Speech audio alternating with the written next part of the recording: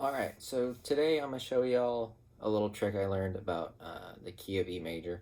I learned it from Phil Wickham, so if you see his lesson on it, this is exactly where I got it from. I learned it and I've used it ever since, and it's crazy. Basically, you can play pretty much every chord, all but one chord in the key of E major without moving your hand. It always stays here. So let's get into it. There are only 7 notes in each key, and each note corresponds to a chord that has a whole bunch of different voicings. To sum it up, there's only 7. In the major scale, that's E major scale. So this is how you play it. So for the 1 chord, it's that, which is open E, 2nd fret on the A string, 2nd fret on the D string, and then 4th fret on the G string. Then that would be your 1 chord. F sharp minor is the 2 chord. It's 2nd fret on the E string, 2nd fret on the A string, and then 4th fret on the D and G string. So like that.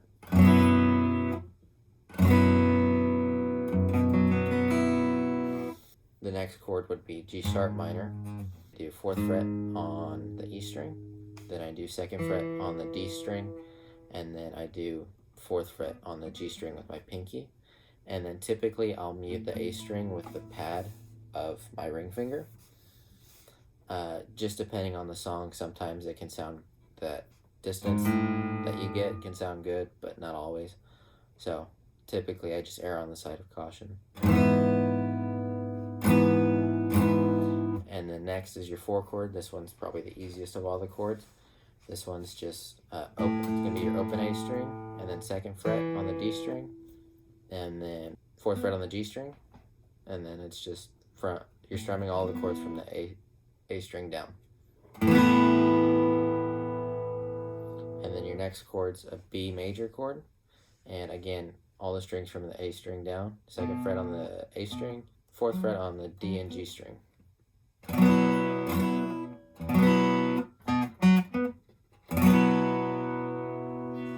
And then your 6th chord is going to be C sharp minor, almost like this, the 3 chord, except you move your ring finger down to the A, and again, only the A down. The only chord that you can't do in this position is the 7 chord. I rarely see the 7 chord being played. You don't want to hit the B or the E string open, but basically you just take that 6 chord shape and just move it up. And then after that, you're just back at the 1.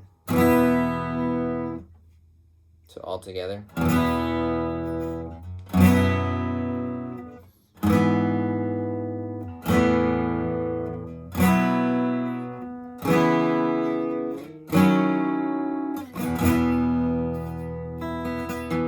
Just an example song for this would be Living Hope by Phil Wickham.